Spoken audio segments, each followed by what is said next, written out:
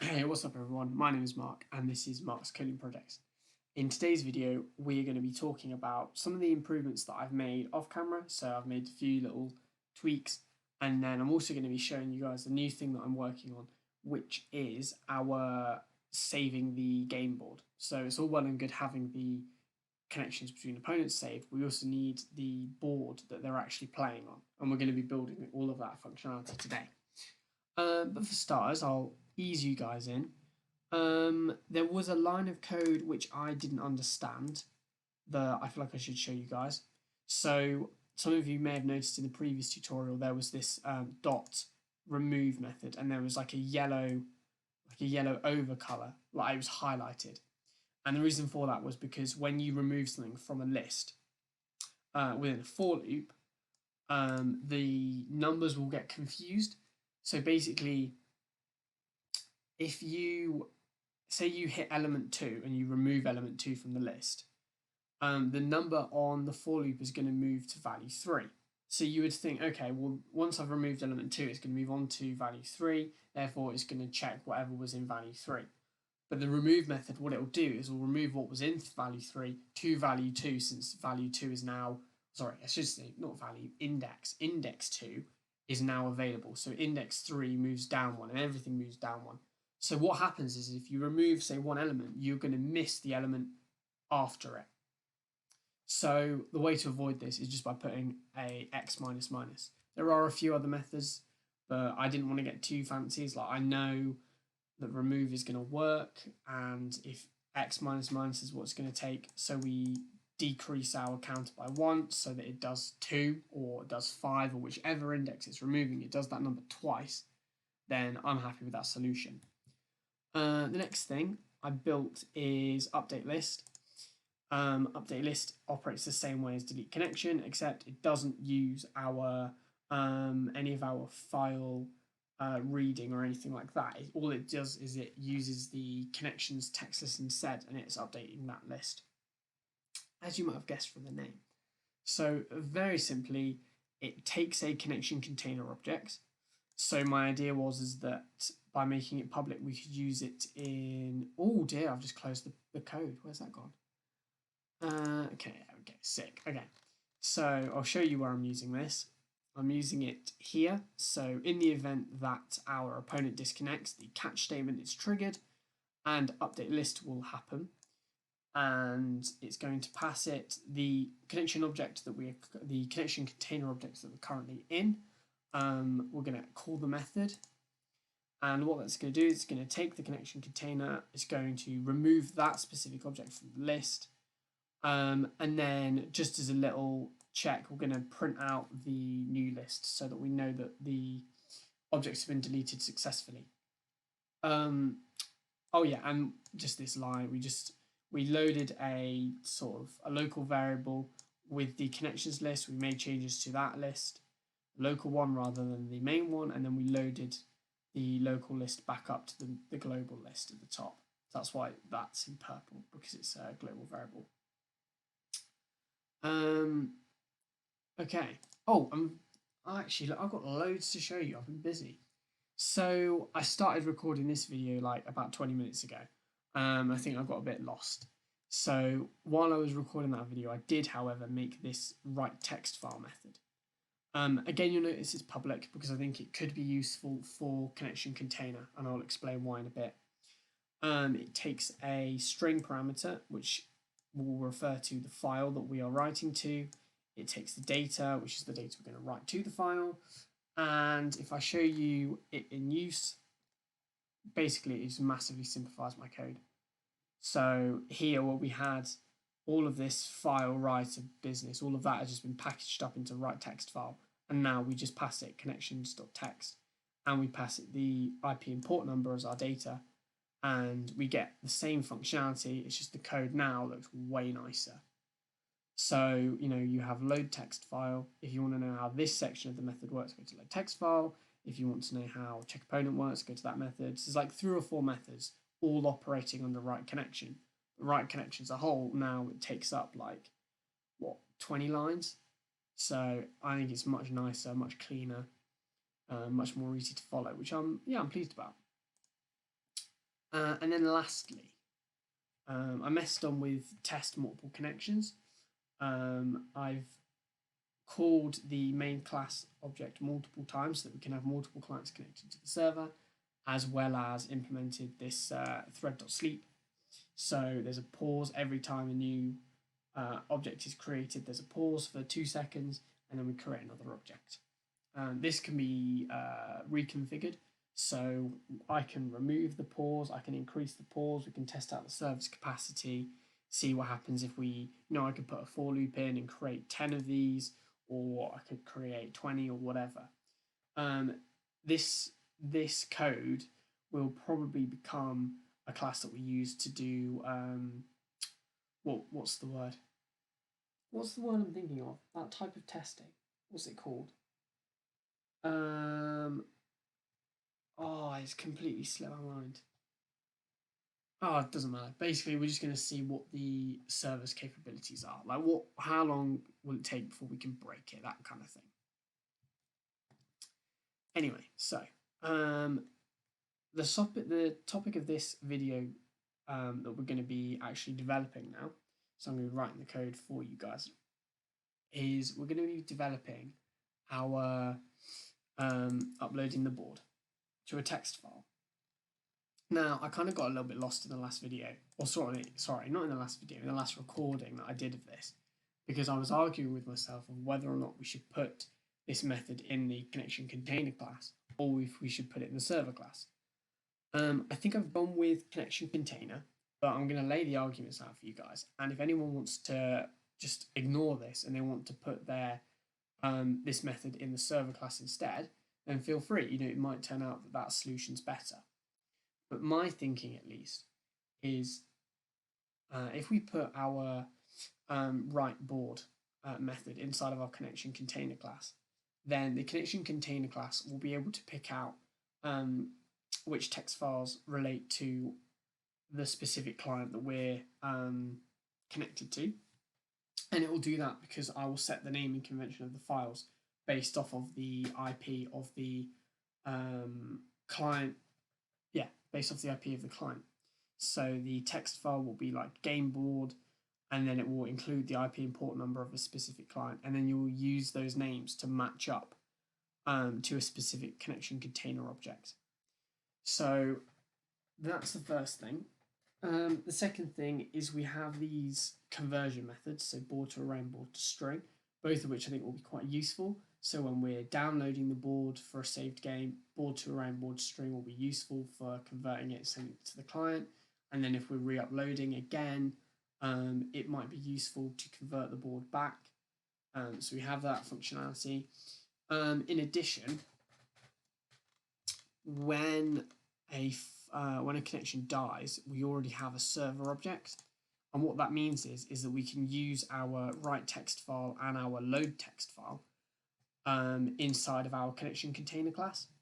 And that is very, very useful because it allows us to use that functionality even though it's not in the same class. So instead of having duplicate methods, which we could have, we could write a write text file inside of here. But instead what we can do is we can just have write text file in our server class, and we can just steal that method whenever we call our write to board. So in here or something like that.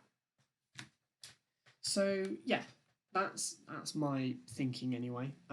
If you disagree, then by all means put it in the other class. I'm not sure how we would go about doing that. I guess maybe you would use the array in conjunction with your text files or something, and you would allow the you would use the array to relay balls to the correct people, possibly. I don't know, it sounds more messy if you do it that way, I'm not gonna lie, but I don't want to distract, I don't want to deter people. So if you do want to do it that way, ignore me, go for it. Anyway, enough rambling. I need to actually write some code. So here we go. Yeah, we can make it private. Doesn't know, nothing in here is static, is it? No. Cool.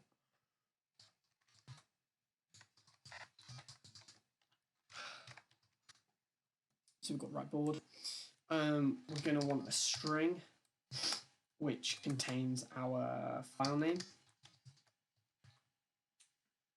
And we want a string called board. We'll go off of strings. It might make more. No, probably. I don't know. I suppose if it doesn't work with it being a string, we can convert it outside of the method using the board to array. Sorry, other way around. So we can pass the array to our board to string, and we can pass the board to string return value as our parameter. That works. I'm just trying to think if it makes more sense to have this as a string or an array, but I honestly don't think it'll matter. I also think we're probably going to need a server object so that we can use our load text file and that kind of thing. So the first thing that I want to do is s dot, is it right? Yeah, cool. So this is going to be the end statement. We are going to write, well, we're going to write file name, and we're going to write data. Cool. So that is the endpoint. So, oh no, not data, we'll call it board. So how are we going to get there?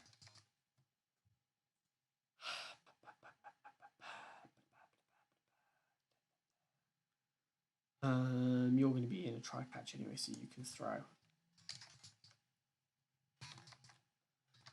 Throws IO exception. Cool. I'm wondering if we even need to bother having this method. Part of me thinks it would make more sense if we just passed our. No, I think this is a waste of time. I think I'm being really stupid here. I think we can, what we've got, I think we've got enough of. So, if we go to our, here, we've called update list. So why can't we just do write text file?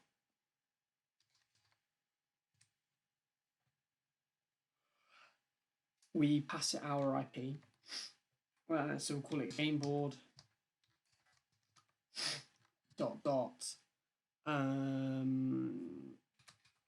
plus, what's it going to be? Is it going to be get IP? Yeah, cool. And then the data that we're going to pass is board to string.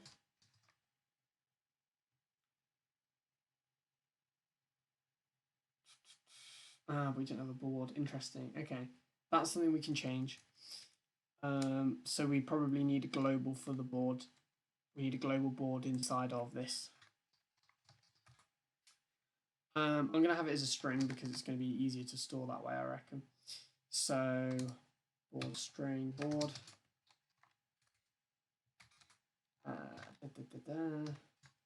So we have that. We're going to have some getters and setters at the bottom.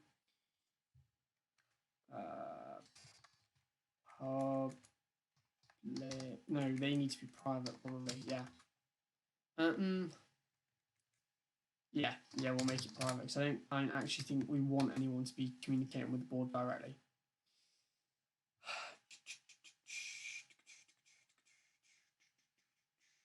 Yeah, okay, that makes sense. So private void set board.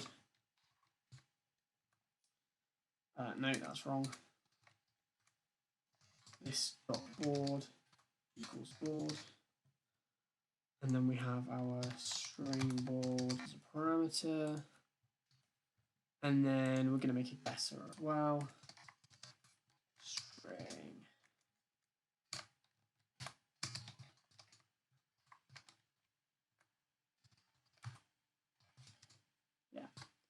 Yeah, I'm happy with them being private. I think they make more sense. So set board, when's set board going to be used? Set board is going to be used every single time we call an input method, I want to say. That makes sense to me. Set board, board, bang. And then we want to use get board. Bang. Why are you upset? Oh my god, I got to do a try catch within a try catch. That is just silly.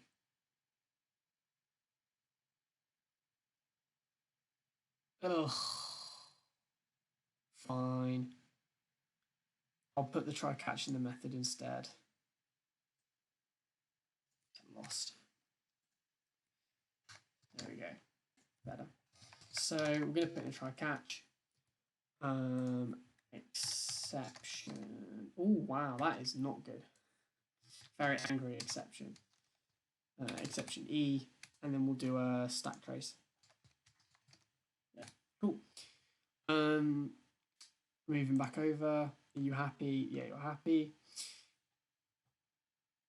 I mean, I think that looks pretty good to me. I'm gonna leave it there. I want to get some testing done on my own because I didn't like how the last round of testing videos went. Comment down below if you agree or disagree, but I think it kind of got a bit messy. So what I'm thinking of doing from now on is I'll do the basic testing, and then I'll do a run through once I know what the solution is. So rather than you guys having, because like honestly, the amount of content I've cut out of like the past 3 or 4 videos is just obscene. It's a terrible editing process. Like, you know, I probably recorded like twice as much, at least if I need to. One video went down from like 40 minutes to like 9. It was like, oh my god, there's just like so much crap in there. So I think it would be better if I figure out issues on my own, and then I will tell you guys where the issues are, and then give you guys the solutions as and when I find them. So this code won't be uploaded to GitHub. I think the plan for that will be once it's tested and once I know this is working, I'll upload it to GitHub. So there might be a follow-up video, there might not be, it might be there. It just depends. Either way, I hope you guys really enjoyed.